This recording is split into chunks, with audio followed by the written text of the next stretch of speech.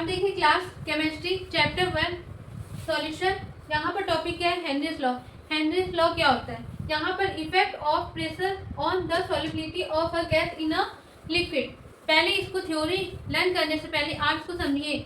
यहाँ पर Henrys law क्या होता है, इसकी इक्वेशन क्या होती है, सब कुछ आपको डेफिनेशन भी बहुत इजी मिलेगा।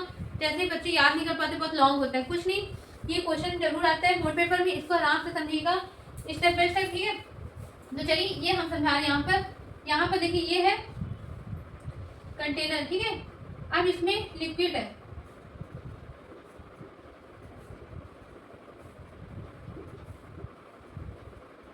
ठीक है, ठीक। अब यहाँ पर ये जो बन रहे हैं ये क्या है? गैस है।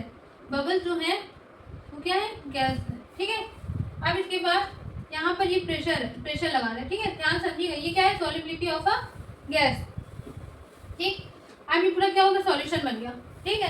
अब यहाँ पर देखिए प्रेशर, जो यहाँ पर क्या लगा रहा है? प्रेशर लगा रहा है, ठीक। अब इसमें आप ध्यान समझिएगा, ये क्या है? सॉल्युबिलिटी ऑफ अ गैस, ठीक है। आप ध्यान समझिएगा, अगर प्रेशर हम क्या करेंगे? इंक्रीज करेंगे। अगर प्रेशर हम क्या करेंगे? इंक्रीज करेंगे, ठीक है, बढ़ाएंगे, तो सॉल्युबिलिटी ऑफ अ गैस भी क्या होगा? बढ़ेगा, ठीक है। इस कंटेनर में मैं ये बता रही हूँ, अगर प्रेशर को हम लोग ने इंक्रीज किया और सॉल्युबिलिटी ऑफ अ गैस में क्या होगा? बढ़ेगा। मतलब आप लोग ने पढ़ा है ये P is directly proportional to S। यहाँ पर अगर प्रेशर बढ़ाएंगे तो सॉल्युबिलिटी ऑफ अ गैस भी बढ़ेगा। अब ये सॉल्युबिलिटी ऑफ गैस क्या होता है? सॉल्युबिलिटी क्या होती है?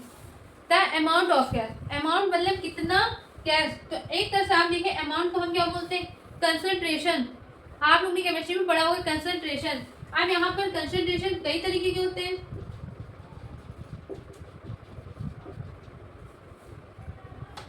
हम सॉल्युबिलिटी की जगह ये लिख सकते हैं कंसंट्रेशन, ठीक है। B is directly proportional to concentration. अब कंसंट्रेशन बहुत तरीके के होते हैं, molarity, molality, normality, mole fraction, बहुत तरीके के होते हैं। तो हम यहाँ पर यूज करेंगे mole fraction, because mole fraction easily तरीके से सॉल्व हो जाता है। नंबर ऑफ मोल्स उसमें अपॉन नंबर ऑफ मोल्स, जिसका अगर हमको निकालना है वो अपॉन में हम लोग फॉर्मूला पता है उस दोनों का सम, ठीक है। तो यहाँ पर हम ले लिए हैं number of moles, sorry number of moles कह रहे हैं, मोल फ्रैक्शन, जो B is directly proportional to mole fraction. अब मोल फ्रैक्शन को हम लोग क्या बोलते हैं? सिंपल आप लोगों को पता है अच्छे से, इसको बोलते हैं इकाई, ठीक है। ये हम समझा रहे थे यहाँ पर, ये हम लोग को समझ में आ गया। अगर सॉल्युबिलिटी बढ़ रही है या प्रेशर हम लोग इंक्रीज करें तो सॉल्युबिलिटी भी क्या होगी? बढ़ेगी। अब सॉल्युबिलिटी को हम बोल सकते हैं एक तरह से कंसंट्रेशन, ठीक है। कंसंट्रेशन बहुत तरीके के होते हैं, नॉर्मेलिटी, फॉर्मेलिटी, मोलैलिटी, मोलैरिटी, है ना। हमने मोल फ्रैक्शन ले लिया। अब इसके बाद अगर आप लोगों को पता है ये डायरेक्टली प्रोपोर्शनल टू, अगर हटाएंगे तो कोई कांस्टेंट टर्म आएगा, तो B इक्वल टू KH अब काई, ठीक है। ये हमारी इक्वेशन बन गई। कौन सी इक्वेशन? इस इक्वेशन को हम एक नाम से जानते हैं, क्या? हेनरी इक्वेशन, ठीक है। अब यहाँ पर K क्या है? KH क्या है? ये है हेनरी कांस्टेंट, ठीक है। और ये क्या होगी? Henry equation.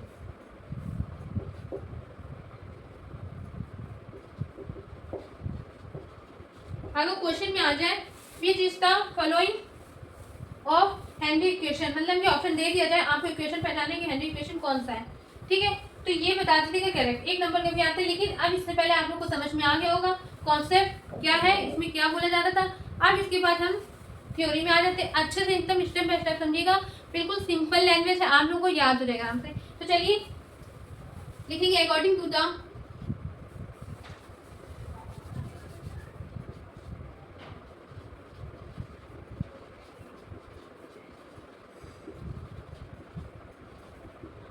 Henrys law. क्या होता है? The solubility of a gas,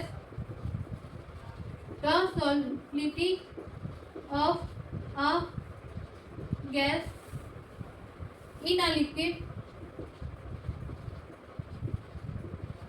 at given temperature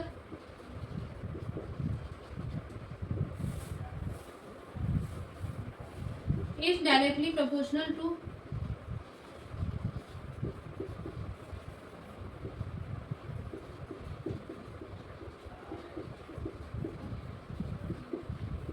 proportional to the pressure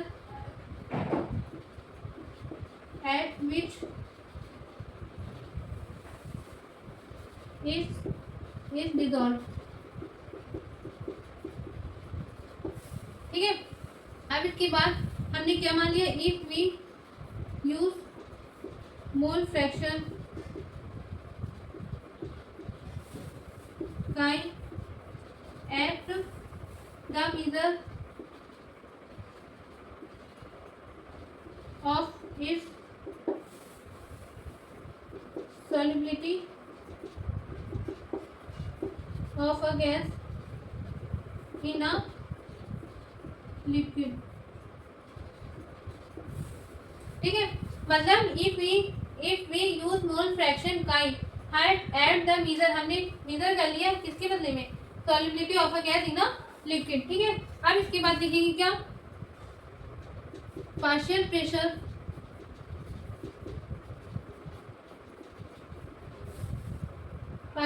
of a gas, sorry partial pressure is directly